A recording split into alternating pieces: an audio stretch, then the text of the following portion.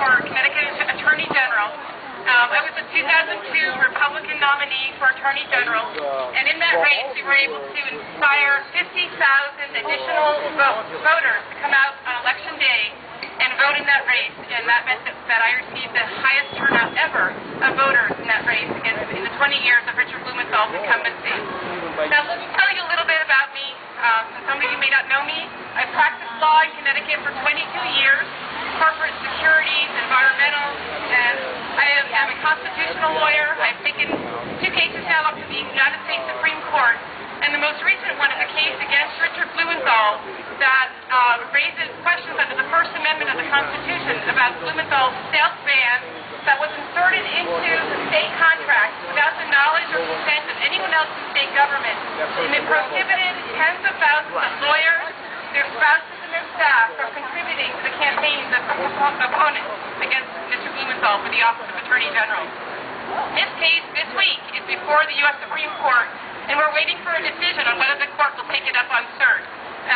If the court does look at this case, it will really truly be a precedent-setting for Connecticut to actually have a court of law, rein in a public official who used and abused his power to limit our ability to raise issues and run a strong campaign and oppose him for office. This year, we are motivating and inspiring tens of thousands of people to get out and work on the campaign. I've been honored by the enormous support, the positive publicity that we've received in the past 10 days. And I ask all of you to come out and help us work and get the message out that our Constitution, our U.S. Constitution, is alive and well here in Connecticut. And many of our public officials have never read the U.S. Constitution, and they've never read the state Constitution.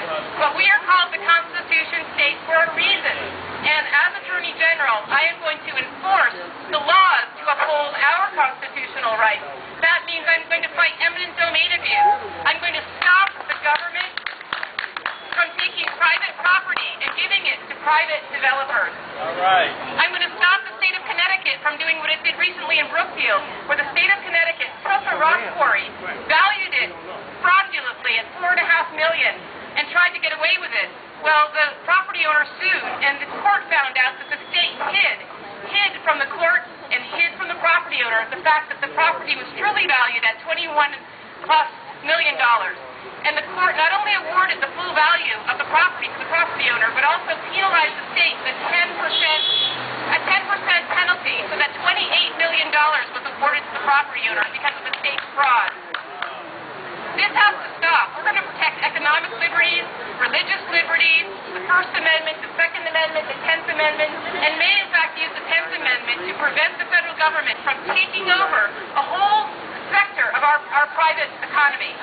The healthcare industry is a part of the marketplace like any other industry, and the federal government has no right to come into Connecticut and tell us that we have to buy insurance and tell insurance companies that they are now being run by the government. If you see my campaign sign, which is over against a flower urn over there, it says that my campaign stands for freedom, faith, and fortune, because these are the 3 pillars that are the foundation of any free society. And our founders knew that. Not only do you need economic liberties and religious liberties, and the right to free speech, and the right to movement if you want to move your business to another state. The state of Connecticut does not have the right to sue you and try to prevent you from leaving the state.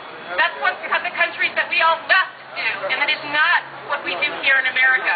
But someone in the state government needs to stand up and say what the law requires and stop this kind of unconstitutional and illegal conduct, and I'm willing to do that.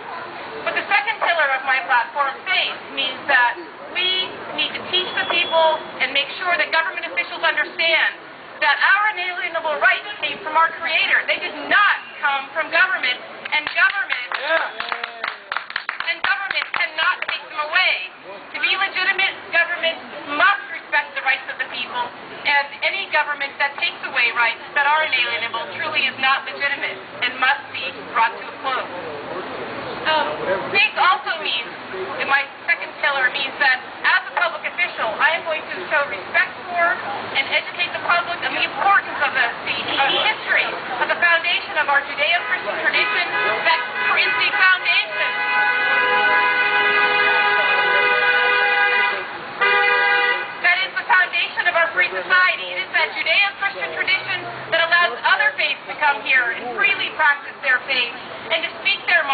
ways that are inconsistent with our faith, but we allow them to do it because our Judeo-Christian tradition, that is the reason, the basis for our free society, allows that to occur in a free society. And then third, fortune is not prosperity. Some people think prosperity means taking money from your pocket and spreading it around to everyone else's pocket. And every society in the history of mankind that has tried that has failed. When you take money from other people and you spread it around to create prosperity, you create poverty. And we have to stop this in America. America has always been a place where the smartest, the brightest, the most inventive, the most entrepreneurial in the world wanted to come. And they also wanted to come to Connecticut because here you could truly personally reap the benefit of your ingenuity, of your entrepreneurship, of your hard work.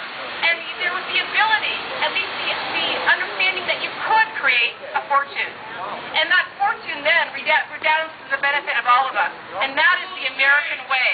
The minute we eliminate the possibility to truly make a fortune in America, we have closed the doors. And Connecticut has put up a sign and said, don't come here. When we sue businesses to prevent them from leaving Connecticut, we have put up a large sign saying, don't come to Connecticut. It is not a free state. And that has to come to an end. So, freedom, faith, fortune. These are the pillars of any free society, and they're the pillars of my campaign and what I will do as your Attorney General. Thank you very much. Wow. All right. They are trying to... All right, we've got one more speaker.